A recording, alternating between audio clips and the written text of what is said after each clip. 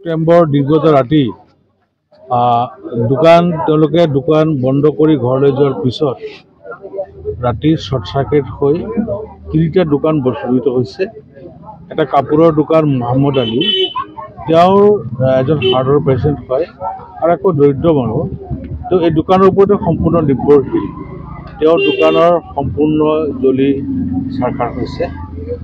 তেনেকেই আনোৱাৰ হুছেইন বোলা এজন যুৱক, উদীয়মান যুৱক, তেওঁৰ একমাত্ৰ সম্পত্তি আছিলে এখন বেকাৰী, ইলেক্ট্ৰিকৰ দোকান, আৰু ইলেক্ট্ৰিকৰ দোকানটো সম্পূৰ্ণৰূপে জুইত জাহ গৈছে। তেওঁৰো প্ৰায় 20 লাখ টকামান ক্ষতি হৈছে। মহম্মদ আলী চাহাবৰো প্ৰায় 12 লাখ টকামান ক্ষতি হৈছে। আৰু বিস্কুট বেকাৰী আছিলে, কেৰালাৰ পৰা শিকি আহি সুলেমান আলী বুলি নামৰ উদীয়মান যুৱক, তেওঁৰ একমাত্ৰ ব্যৱসায়টো আছিলে বেকাৰী।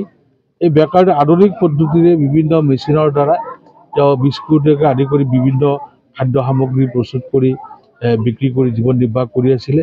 সেইটোও সম্পূৰ্ণৰূপে বিনাশ হৈছে, জুইত জাহ গৈছে। তেওঁৰো প্ৰায় 15-16 লাখ টকা ক্ষতি হৈছে।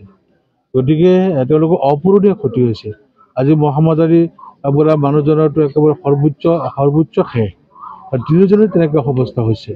গতিকে আজি মোৰ খুব দুখ লাগিছে, মই দুখ প্ৰকাশ কৰিছোঁ অগ্নিকাণ্ডৰ বাবে।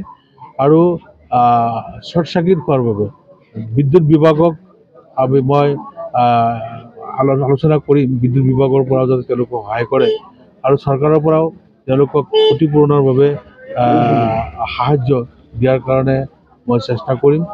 আৰু তেওঁলোক সহায়ৰ প্ৰাপ্য, সহায় অবিহনে তেওঁলোক জীৱন নিৰ্বাহ কৰাটো টান হৈ পৰিব।